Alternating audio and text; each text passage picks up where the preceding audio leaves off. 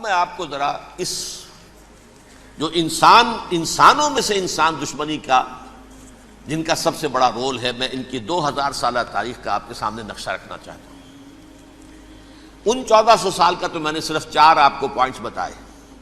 موسیٰ سے عیسیٰ تک 1400 برس علیہم الصلاۃ والسلام، 2 مرتبہ عروج، 2 مرتبہ زوال، اشیریوں کے ہاتھوں پٹوائی، بابلیوں کے ہاتھوں پٹانا، گریکس کے ہاتھوں مرمت، رومنس کے ہاتھوں مرمت۔ یہ جو 2000 سال ہیں، کیونکہ اب تو ظاہر بات ہے 21ویں صدی شروع ہو گئی، 20 صدیاں حضرت مسیح کو پوری ہو گئی۔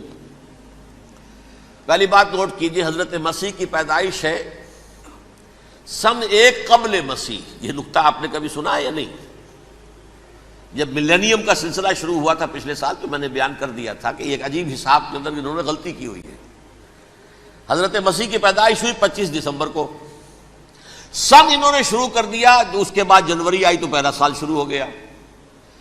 اگر جنوری سے پہلا سال شروع ہوا تو یہ 6 دن جو ہے تو اس کے پچھلے سال میں تھے، لہذا کہا جائے گا کہ Jesus Christ was born 1 year before Christ, BC۔ تو 1 قبل مسیح میں حضرت مسیح کی پیدائش ہوئی۔ یہ آخری اسرائیلی نبی اور رسول۔ یہودی علماء کی مخالفت، دشمنی، سولی پر چڑھوا دینا میں بیان کر چکا ہوں۔ سن 33 عیسوی میں جبکہ حضرت مسیح کی عمر 33 برس تھی، اللہ تعالیٰ نے انہیں زندہ آسمان پر اٹھا لیا، لیکن یہودیوں نے اپنے خیال کے مطابق انہیں سولی پر چڑھوا دیا، ان کی موت واقع ہو گئی۔ اگرچہ اس کے بعد یہ اختلاف ہے ان میں، یہودی کہتے ہیں وہ سولی پر چڑھ گیا، ختم ہوا، مر گیا۔ عیسائی کہتے ہیں نہیں، انتقال ہوا ہے مسیح کا صلیب پر، لیکن پھر وہ دوبارہ زندہ ہو گئے ہیں۔ ان کی لاش ایک غار میں رکھ دی گئی تھی، وہاں ریزریکشن ہو گیا، ان کا باعث بعد الموت وہی ہو گیا، اور پھر انہیں اللہ نے زندہ آسمان پر اٹھا لیا۔ تو ہمارے اور عیسائیوں کے درمیان نوٹ کر لیجئے، یہ چیز مشترک ہے کہ حضرت مسیح آسمان پر زندہ اٹھائے گئے۔ فرق کیا ہے؟ وہ سمجھتے ہیں کہ سولی دیے گئے، سولی پر مرے، پھر زندہ ہوئے، پھر گئے۔ ہم سمجھتے ہیں کہ نہیں، وما صلبوہ وما قتلوہ، انہوں نے نہ صلیب دے سکے انہیں اور نہ انہیں قتل کر سکے، بل رفع اللہ الیہ، اللہ نے اٹھا لیا۔ پھر ہمارا اور یہ اس کا عیسائیوں کا ایک اور اتفاق ہے، سیکنڈ کمنگ آف جیسس، حضرت مسیح دوبارہ آئیں گے۔ یہ عیسائیوں کا بھی عقیدہ ہے اور ہمارا بھی۔ بہرحال تو جیسا کہ میں نے عرض کیا کہ اس وقت یہ عذاب استیصال، عذاب اکبر کے مستحق ہو چکے تھے، لیکن اللہ نے ان کی مدت دراز کی ہے، لیکن ان پر دنیاوی عذاب کا ایک کوڑا جو ہے اللہ تعالیٰ کی طرف سے اسی وقت برسا۔ دنیاوی عذاب دنیا میں رہتے ہوئے ختم نہیں کیا گیا۔ 37 برس بعد حضرت مسیح کے رفع سماوی کے 37 برس بعد سن 70 میں یہودیوں نے بغاوت کی رومیوں کے خلاف۔ رومی ٹائٹس جنرل تھا ایک، اس نے پھر جو حملہ کیا ہے، 1,33,000 یہودی ایک دن میں قتل کیا یروشلم میں، اور ہیکل سلیمانی گرا دیا۔ وہ ہیکل پہلے بھی گرا تھا، پہلے 1400 سال کے دوران میں بھی نبوکدنضر نے گرایا تھا، لیکن پھر اس کے 150 سال بعد انہوں نے دوبارہ بنا لیا تھا، اس لیے وہ اسے سیکنڈ ٹیمپل کہتے ہیں۔ پہلا ٹیمپل جو حضرت سلیمان نے بنایا تھا، نبوکدنضر نے گرا دیا 587 قبل مسیح میں، پھر دوبارہ انہوں نے 150 سال کے بعد بنا لیا۔ وہ اس تاریخ کا حصہ ہے، میں نے جس کے بارے میں آپ کو تفصیل نہیں بتائی۔ اس میں یہ ہوا سن 70 میں وہ گرا دیا گیا، وہ آج تک گرا پڑا ہوا ہے۔ نمبر 2، یہ کہہ دیا گیا کہ یہودیوں اس ارض فلسطین سے نکل جاؤ، تم یہاں نہیں رہ سکتے اب۔ لہذا جس کا جہاں سینگ سمایا چلا گیا، یورپ میں چلے گئے، ایشیا میں آ گئے، عرب میں آ گئے۔ یہ 3 قبیلے جو رات بھی میں نے عرض کیا تھا، بنو قینقاع، بنو نذیر اور بنو قریظہ، یہ وہاں سے آ کے مدینے میں آباد ہو گئے، جس کا جہاں سینگ سمایا۔ افریقہ میں، ہندوستان میں، جہاں چلے گئے۔ ڈایاسپورا اسے کہتے ہیں، وہ آپ نوٹ کر لیجیے اس لفظ کو، ڈایاسپورا۔ ہمارا دور انتشار، جبکہ ہمیں ہماری اصل سرزمین تو فلسطین ہے، حضرت ابراہیم کا مسکن، حضرت اسحاق حضرت یعقوب کا مسکن فلسطین، یہ ہے ہماری اصل جاگیر، یہ تو ہماری جدی پشتی جاگیر ہے، لیکن یہاں سے نکال دیے گئے سن 70 عیسوی میں، اور وہاں سے لے کے 1917 تک ان کا ڈایاسپورا جاری رہا۔ یہ دور انتشار ہے۔ اس دور انتشار کے اب چند حصے ہیں جس کو میں چاہتا ہوں کہ آپ علیحدہ علیحدہ سمجھ لیں۔ دور انتشار کا جو پہلا جو ہے تقریباً 300 برس، رومی حکمران تھے، وہ یہودیوں کے بھی دشمن تھے اور عیسائیوں کے بھی دشمن تھے، عیسائی اور یہودی ایک دوسرے کے بھی دشمن تھے، لیکن رومی سمجھتے تھے کہ یہ ایک ہی تھیلی کے چٹے بٹے ہیں۔ رومیوں کے نزدیک عیسائی بھی یہودیوں ہی کا ایک فرقہ تھے، کوئی علیحدہ مذہب تو تھا ہی نہیں، لہذا رومی جو ہیں رومنز وہ ان دونوں کو ستاتے تھے، مارتے تھے، اور یہ آپس میں لڑتے تھے، یہودی عیسائیوں کو مارتے تھے، عیسائی یہودیوں کو مارتے تھے۔ یہ ہے 300 برس تک کی تاریخ۔ سن 300 عیسوی میں کیا ہوا؟ ایک معجزہ ہو گیا۔ بہت عظیم ایمپرر کانسٹینٹائن، قسطنطین اعظم، رومن ایمپررز میں سے بہت بڑا ایمپرر، وہ عیسائی ہو گئے۔ اب تو معاملہ بالکل تلپٹ ہو گیا، پوری سلطنت عیسائی ہو گئی۔ اب عیسائیوں کے عیش ہو گئے اور یہودیوں پہ مار پڑنی شروع ہوئی۔ اب عیسائیوں کا آپ خود سوچئے کہ جنہیں وہ خدا بنا بیٹھے ہیں، خدا کا بیٹا قرار دے رہے ہیں، ان کے قاتل کون؟ یہودی بدماش۔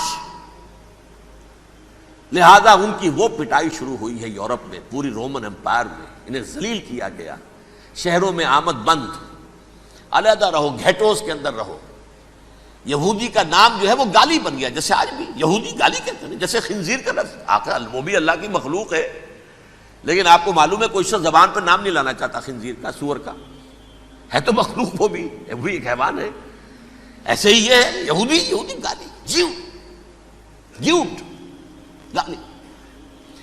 لہذا ایک طرف تو ان دونوں کے درمیان دشمنی، جس کو قرآن کہتا ہے وَأَغْرَيْنَا بَيْنَهُمُ الْعَدَاوَةَ وَالْبَغْضَاءَ، ہم نے ان کے مابین دشمنی جو ہے پیدا کر دی۔ اور جب یہ پوری سلطنت عیسائی ہو گئی تو قافیہ تنگ ہو گیا یہودیوں کا۔ اب آئیے 571 عیسوی، یعنی جب کہ ڈایاسپورا کو کتنا عرصہ ہو چکا تھا؟ 500 برس۔ سن 70 سے شروع ہوا نا ڈایاسپورا، جب ٹائٹس نے گرایا ہے ہیکل کو اور نکال باہر کیا انہیں فلسطین سے، بھاگ جاؤ یہاں ایک یہودی بھی نہیں رہے گا، فلسطین سے نکال دیے گئے۔ اس کے پورے 500 برس بعد سن 571 عیسوی میں حضور کی پیدائش ہوئی، ولادت باسعادت محمد الرسول اللہ صلی اللہ علیہ وسلم۔ 610 میں آپ پر وحی کا آغاز ہوا، لیکن حضور کے ساتھ ان کا معاملہ کیا رہا؟ اول تو جب کہ حضور ابھی مکے ہی میں تھے، یہودیوں نے ریشہ دوانیاں شروع کر دی حضور کے خلاف۔ قریش مکہ کو سکھاتے تھے، پڑھاتے تھے، ان سے یہ پوچھو، ان سے یہ پوچھو، انہیں اس طرح تنگ کرو، ان سے یہ امتحان لو، یہ آپ کے علم میں ہے۔ سورہ بنی اسرائیل میں، سورہ کہف میں وہ سوالات، جو امتحانی سوالات آئے تھے، ذوالقرنین کون تھا، اصحاب کہف کون تھے، تم رسول بنے پھرتے ہو تو بتاؤ، اور یہ روح کی حقیقت کیا بتاؤ۔ یہ ساری ریشہ دوانیاں کر رہے تھے بیٹھے ہوئے، ابھی وہیں پر حضور ابھی پہنچے بھی نہیں۔ ہجرت فرما کر حضور تشریف لے آئے تو حضور نے، جسے ماسٹر سٹروک کہا جائے گا، یعنی اسٹیٹس مین شپ کا ماسٹر سٹروک، آپ نے مدینے میں آتے یہودیوں کے ساتھ پیکٹ کر دیا، جوائنٹ ڈیفنس پیکٹ آف مدینہ، کہ اگر مکے والے ہم پر حملہ کریں گے تو ہم مل جل کر ایک قوم کی حیثیت سے مقابلہ کریں گے۔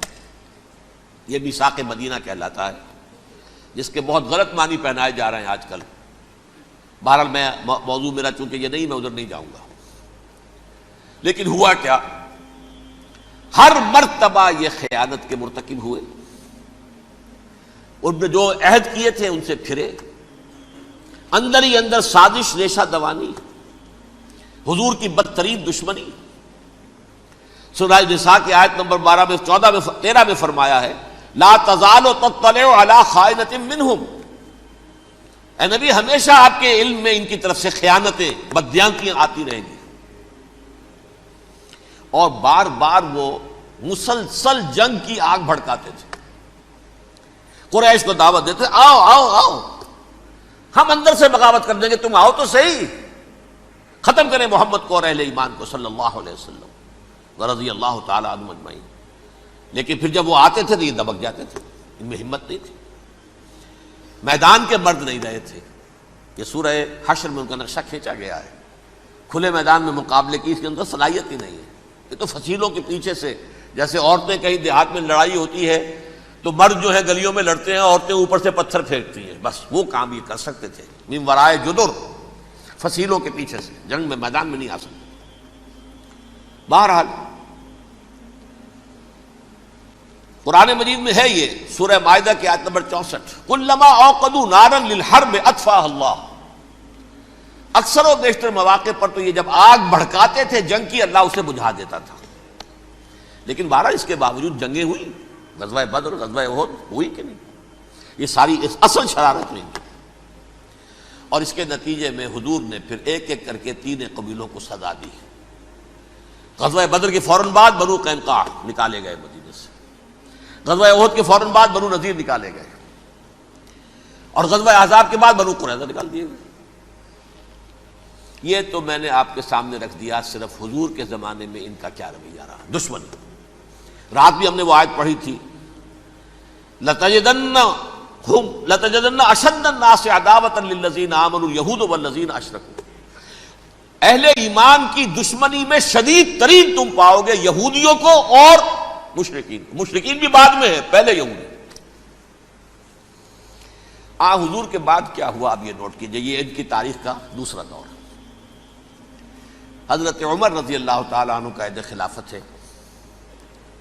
بیت المقدس کا محاصرہ کیا گیا، فصیل بڑی اونچی، شہر اندر سے سیلف سفیشینٹ، حملے کا راستہ کوئی نہیں. محاصرہ طول کھینچ رہا ہے لیکن ان کے پاس رسد بھی موجود ہے، پانی بھی موجود ہے، وہ دروازے بند کر کے بیٹھے ہوئے ہیں. بالآخر اللہ تعالیٰ کی مشیت کا ظہور کیسے ہوا؟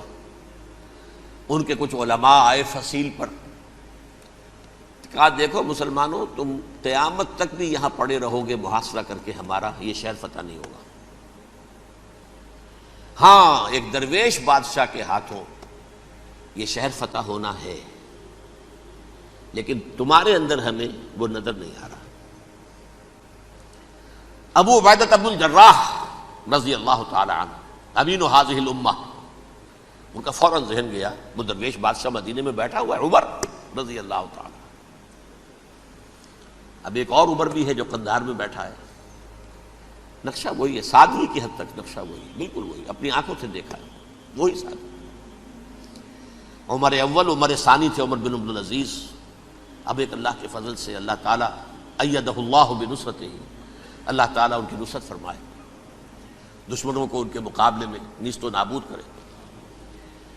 انہوں نے ریکویسٹ بھیج دی کہ حضور تشریف لائیے، یہ شہر فتح ہو جائے گا.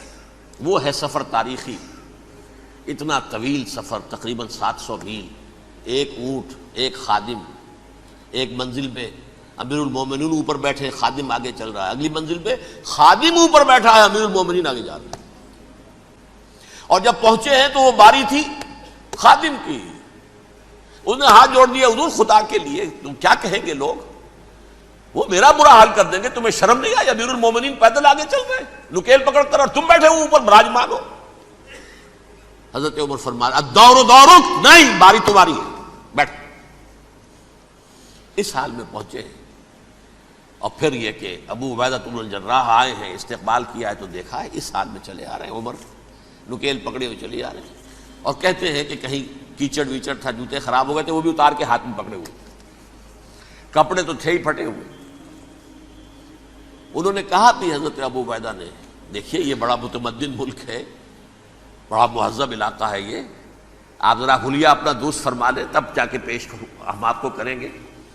آپ نے فرمایا نحن قوم اعزنا اللہ بالاسلام، ہم وہ قوم ہیں جنہیں اللہ نے عزت دی ہے اسلام کے ذریعے سے. کپڑوں کے ذریعے سے نہیں، دولت کے ذریعے سے نہیں۔ اسی حال میں گئے ہیں، اوپر سے انہوں نے کھڑے ہو کر نشانیاں دیکھی ہیں، اپنی کتابیں کھولی، ہاں یہ وہی ہیں، اچھا لو جی سرنڈر، شہر تمہارے ہاتھ میں۔ خون کا ایک قطرہ نہیں بہا اور بیت المقدس فتح ہو گیا۔ لیکن اس وقت حضرت عمر نے ایک نرمی یہ کی کہ یہودیوں کے لیے بھی اسے اوپن سٹی قرار دے دیا۔ یہ احسان عظیم حضرت عمر کا، اس سے پہلے یہودی آ ہی نہیں سکتا تھا، داخل ہی نہیں ہو سکتا تھا، وہاں وہ آ کر وزٹ نہیں کر سکتا تھا، زیارت نہیں کر سکتا تھا اپنے مقدس مقامات کی۔ حضرت عمر نے یوں سمجھیے کہ تقریباً 550 برس کے بعد ان کے لیے راستہ کھولا ہے کہ ہاں تم آ سکتے ہو، زیارت کر سکتے ہو۔ لیکن یہ عیسائیوں نے لکھوایا معاہدے کے اندر، انہیں یہاں آپ آباد ہونے کی اجازت نہیں دیں گے، لیکن کم وزٹ دی پلیسز، دیکھیں، زیارتیں کریں اور جائیں۔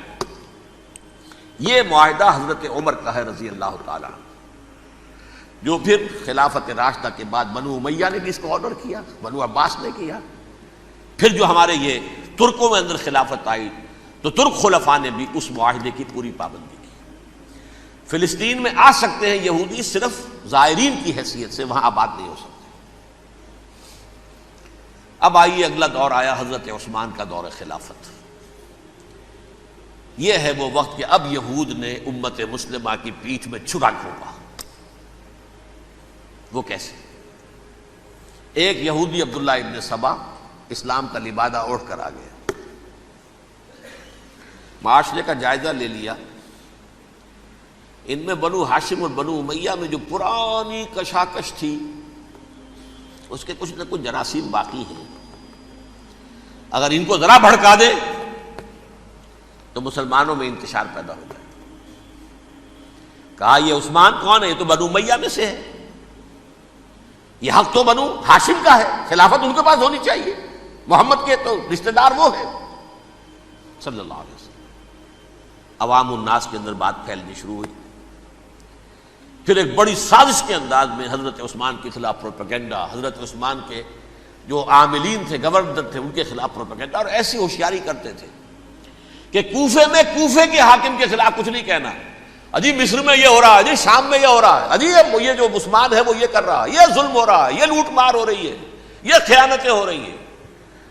اب نہ تو اس زمانے میں مینز آف کمیونیکیشن، کیسے تصدیق کریں؟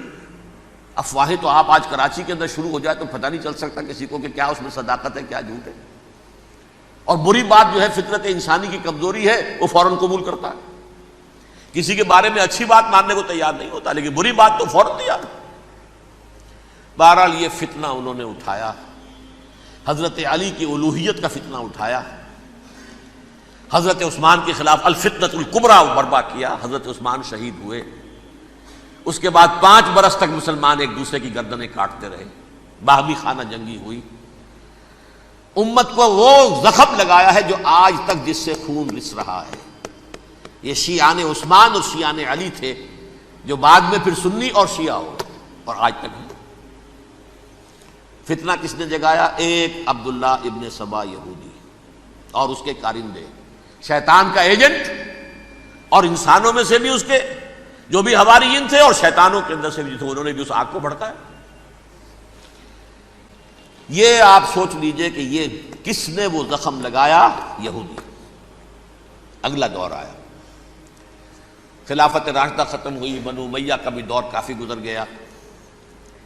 طارق ابن زیاد 712 عیسوی میں حملہ کرتے ہیں اسپین پر۔ اسپین اس وقت عیسائیت کا بہت بڑا گڑھ، بڑے کٹر ترین عیسائی جو ہے وہ اسپین میں تھے، لہذا یہودیوں کی وہاں بہت پٹائی ہوتی تھی، بہت پٹائی ہوتی، یہ میں بتا چکا ہوں، دشمنی تھی ان کی تو چلی آ رہی تھی عیسائیوں کے ہاتھوں یہودیوں کی۔ وہ تو سن 300 عیسوی سے ایمپرر کانسٹنٹائن کے بعد سے شروع ہو گئی تھی۔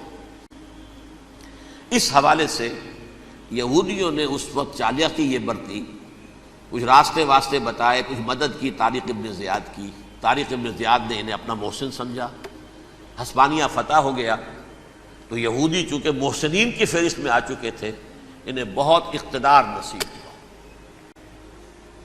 بڑی سپورٹ مسلمانوں نے دی۔ ان کے بڑے بڑے علماء جو ہیں اسی دور کے اندر پیدا ہوئے، بڑے بڑے تھنکرز ان کے اسی دور میں پیدا ہوئے۔ بن گوریون جو کہ ایک وزیر اعظم تھا اسرائیل کا، اس نے یہ لکھا ہے اپنی کتاب میں، Muslim Spain was the golden era of our diaspora. وہ ڈائسپورا جو 70 عیسوی سے شروع ہوا تھا اور 1917 عیسوی تک جاری رہا ہے، اس میں سے گولڈن ایرا ہمارا جو تھا وہ مسلم اسپین تھا. ہسپانیہ میں بیٹھ کر ہم نے عیش کیے. لیکن وہاں سے انہوں نے اور جو کچھ کیا، یہ تو داستان کے تو بہت سے گوشے ہیں، لیکن میں جس اسٹریٹ لائن میں چل رہا ہوں اس کے اعتبار سے ایک بات سمجھ لیجیے. وہاں بیٹھ کر انہوں نے اب عیسائیت کی پیٹھ میں چھرا گھونپا، پروٹیسٹنٹ مذہب پیدا کیا، تقسیم کر دیا.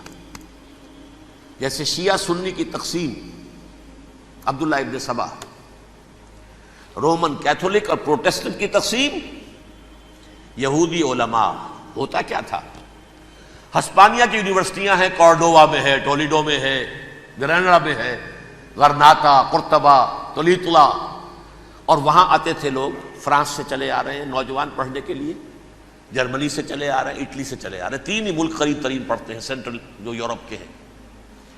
یہاں پر جو ہے وہ اسلام جو نور پھیلا رہا تھا اس سے بھی مستفیض ہوئے. جہالت کے جو ہے پردے ان کے وہ چھٹے. اس کے ساتھ ہی وہ یہودی وہاں ان کے اندر جو جراثیم داخل کر رہے تھے وہ اس عیسائیت کے خلاف بغاوت تھی جو اس وقت دنیا میں عیسائیت اس وقت تھی. پوپ کا راج تھا دنیا میں اس وقت. یورپ میں جو عیسائیت تھی اس میں ایک طرف بادشاہ تھے، لیکن بادشاہوں کی حیثیت وہاں پر یوں سمجھ لیجئے کٹ پتلیوں کی تھی. اصل قوت پوپ کے ہاتھ میں تھی. اور پوپ کو انہوں نے جیسے قرآن نے کہا اتخذوا احبارهم ورهبانهم اربابا من دون اللہ، کیونکہ سینٹ پال نے شریعت موسوی ساقط کر دی تھی تو اب شریعت تھی ہی نہیں. پوپ کو اختیار تھا جس چیز کو چاہے حلال قرار دے دے، جس چیز کو چاہے حرام قرار دے دے. اتخذوا احبارهم ورهبانهم اربابا من دون اللہ. انہوں نے کہا صاحب یہ پوپ کس بلا کا نام ہے، یہ بھی انسان ہے. بات تو ٹھیک تھی نا، اصل حیثیت تو کتاب کی ہونی چاہیے نا، ڈیوائن بک، دی ریویلڈ اسکرپچر. لہذا اور یہ کتاب ہر شخص پڑھ سکتا ہے. کوئی پوپ کے باپ کو جو ہے کوئی اس کے لیے پروپرائٹری رائٹس تو نہیں ہے کہ صرف پوپ پڑھ سکتا ہے یا پادری پڑھ سکتے ہیں. ہم بھی پڑھ سکتے ہیں، ہم بھی سمجھ سکتے ہیں. یہ باتیں تھی کہ جن کو بڑھا چڑھا کر بیان کر کے اور پوپ کا اقتدار ختم کرا دیا اور توجہ مرکوز کر دی بائبل کی طرف. اب بائبل میں بڑا حصہ تو اولڈ ٹیسٹامنٹ کا ہے. نتیجہ کیا ہوا؟ یہود کی عظمت پروٹیسٹنٹس کے نزدیک مسلم ہو گئی. اصل قوم تو یہ ہے. وہ دشمنی بدلی کہ نہیں بدلی؟ موسیٰ کے امتی یہ ہے، تورات موسیٰ کو دی گئی، ابراہیم کی نسل یہ ہے. لہذا وہ جو دشمنی تھی، جو عداوت تھی کہ ہمارے خدا کو سولی چڑھانے والے ہیں یہ بدماش، اس کا ازالہ ہوا اس پروٹیسٹنٹ مذہب کے نتیجے میں. یہ میں اب آپ کو بتاتا ہوں کہ ایک نتیجہ وہ نکلا ہے جسے برٹرنڈ رسل نے بیان کیا ہے. اس کی کتاب ہے ان پریز آف آئیڈلنس، صفحہ 108. وہ لکھتا ہے the Christians retaining the Judaic belief in special revelation added to it the Roman desire for worldwide domination and the Greek taste for metaphysical subtleties. The combination produced the most fiercely persecuting religion that the world has yet known. یہ 3 چیزیں آ کر عیسائیت میں مل گئی. ایک تو جب یہ اولڈ ٹیسٹمنٹ جو ہے وہ ان کے ہاتھ میں آ گئی، اور اس کے میں کچھ آپ کو بتا دیتا ہوں کہ اولڈ ٹیسٹمنٹ کی تعلیمات، کیونکہ یہ اولڈ ٹیسٹمنٹ جو ہے یہ محرف تھی. اصل تورات تو گم ہو گئی تھی 587 قبل مسیح میں، جب پہلی مرتبہ ہیکل جو ہے تباہ ہوا ہے اس وقت ختم ہو گئی تھی. اس کے کوئی 150 سال کے بعد انہوں نے یادداشتوں سے مرتب کر کے لکھی ہے. اب اس میں ان کے اپنے خیالات، اپنے امانی، اپنی توجیحات وہ شامل ہو گئی. لہذا میں آپ کو حوالے دیتا ہوں اس کتاب کے اندر مظالم کی جو تعلیم دی گئی ہے، اہل کتاب نے اپنے مظالم قتل عام کے جواز کے لیے تورات میں تبدیلیاں کی اور پیغمبروں پر دہشت ناکی اور بدترین حرام کاری کے الزامات لگائے. سنیے، پہلا حوالہ ہے یہ گنتی باب 31 آیات 17-18. اس لیے ان بچوں میں جتنے لڑکے ہیں سب کو مار ڈالو، اور جتنی عورتیں مرد کا منہ دیکھ چکی ہیں ان کو بھی قتل کر ڈالو، لیکن ان لڑکیوں کو جو مرد سے واقف نہیں اور اچھوتی ہیں اپنے لیے زندہ رکھو. یہ کسی اللہ کی کتاب کا یہ جملہ ہو سکتا ہے؟ کسی ریویل بک کا؟ اور سنیے، یہ ہے استثناء ڈیٹرانومی باب 20 آیت 16-18. پر ان قوموں کے شہروں میں جن کو خداوند تیرا خدا میراث کے طور پر تجھ کو دیتا ہے، کسی ذی نفس کو جیتا نہ بچا رکھنا، جیسا خداوند تیرے خدا نے تجھ کو حکم دیا بالکل نیست کر دینا. مرد، عورتیں، بچے، بوڑھے سب ختم. یہ کتاب مقدس ہے. اور سنیے، سموئیل باب 27 آیت نمبر 9. اور داؤد نے اس سرزمین کو تباہ کر ڈالا اور عورت مرد کسی کو جیتا نہ چھوڑا. نمبر 4، ان سب آباد شہروں کو ماں، عورتوں اور بچوں کے بالکل نابود کر ڈالا. کتاب استثناء باب 3 آیت 6. یہ ہے جو کہہ رہا ہے برٹرنڈ رسل، کرسچینٹی میں آ کر اب یہ 3 چیزیں شامل ہو گئی. ایک تو یہ باربیرین یہ تعلیم جو ہے، اور یہ مذہب کے نام پہ تعلیم، یہ کتاب مقدس کی تعلیم. نمبر 2، رومنز کے اندر جو ایک تمنا تھی ورلڈ ڈومینیشن کی، وہ عیسائیت کے اندر آ گئی. اس لیے کہ پوری رومن امپائر جو ہے عیسائی ہو گئی، تو اسے وراثت کے اندر ورلڈ ڈومینیشن کی جو ایک تمنا تھی وہ مل گئی. اور پھر یہ کہ انہوں نے جو توہمات تھے یونانیوں کے ان کو بھی اپنے ہاں مختلف شکلوں کے اندر جمع کر لیا. ان 3 چیزوں کا the combination produced the most fiercely persecuting religion that the world has yet known. اس کے نتیجے میں دنیا میں تاریخ انسانیت کے اندر جو بدترین خوخار ترین مذہب ہو سکتا ہے وہ شکل عیسائیت نے اختیار کی. اور اس کا مظہر عتم کیا تھا نوٹ کیجئے، صلیبی جنگیں. ایک بات ٹائم ٹیبل کے اعتبار سے نوٹ کر لیجئے گا. فرسٹ ملینیم ختم ہوا، سیکنڈ شروع ہوا. ان کے 1000 سال ختم ہوئے تو 11ویں صدی میں سیکنڈ ملینیم شروع ہوا، تو پہلی صلیبی جنگیں ہوئی. لاکھوں مسلمان قتل کیے. صرف یروشلم کے اندر اتنا خون بہایا ہے کہ خود ان کے ہسٹورینز لکھتے ہیں کہ جب ان صلیبیوں نے جب گھوڑوں کے ساتھ وہ چل رہے تھے گلیوں میں، تو ان کے گھوڑوں کے گھٹنوں تک خون کی ندی بہ رہی تھی.